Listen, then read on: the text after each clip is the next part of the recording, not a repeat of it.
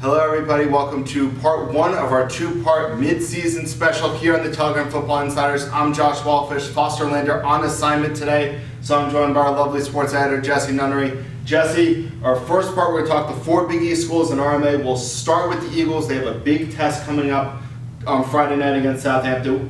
What's your general impressions about how the Eagles have gone first half of the post-BW Holt era? Yeah, I think I like the progression from the Eagles. Obviously, a tough start against Kinston Parrott in week one, but since then they've rolled off victories in each of their games, and Southampton is one of the better teams in NCISAA, and Friday really will be a test of whether or not they'll have some playoff success, I believe, even though it's early, but that's the type of team that you're going to have to beat down the road. Exactly, a big measuring stick game for the Eagles.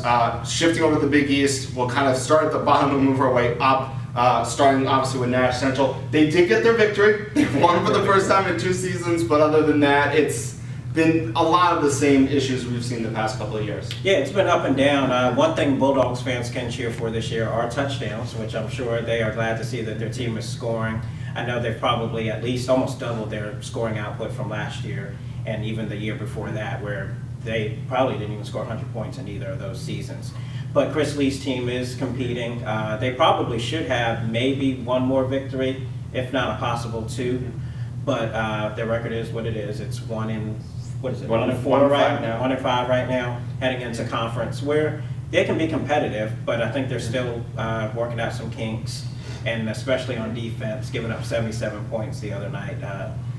Says there's a lot of room for improvement. Definitely. The one team they probably have the best chance of beating is Northern Nash. Northern Nash, the Knights getting to 2 and 4 through their non-conference schedule, beating their 2 easiest teams that they've faced so far this year. And again, we saw this last year. They got to the end of their non-conference schedule, a little bit easier part of their schedule. They won those games, and then everything just kind of fell apart in the Big East season. So the question is a young Knights team going to be able to continue the success under Coach Randy Raper? He's been patient so far, but we'll see how much that patience lasts.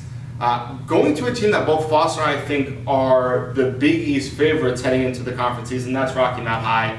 The Griffons had a great performance out in Apex, taking Middle Creek down to the wire. Difficult loss that you saw against Greenville Rose, but other than that, they've been pretty dominant against some other teams.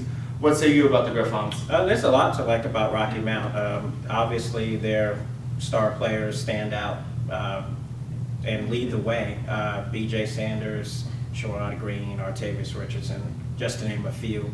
And then just the fact that they can score. I mean, they're really, an explosive offensive team. And then when it comes down to the defense, other than the Greenville Rose game, you take away that game and they don't give up a lot of points to many teams. And they won't see offenses like Greenville Roses where they gave up that 60-plus points that night. Yeah, now there's no real receivers like Cornelius Green anywhere else in the Big East. We'll end this first part with Southern Nash. They are 4-2 heading into conference play. Kind of that classic Brian Foster team, still trying to figure it out. They're young, inexperienced at the offensive line. That's kind of hurt them. They haven't really been able to run the football a lot, but they've had some close-knit wins. They had a tough loss to Tarboro. I guess it's fair to say you can never really count out Brian Foster coach team. No, they are always coached well. They have their system. They know it. And really, it just comes down to 2 things every year for them. It's whether or not they execute their plays and whether or not they turn the ball over. Turnovers, I think, since I've been here, have been the #1 thing to stop a Brian Foster coach team. But if they can hold on to the ball, I think Southern Nash is just as good as anybody else. Definitely, they have the talent there. We'll check back in Saturday morning where we're going to discuss the 4 Edgecombe schools and Rocky Mount Prep.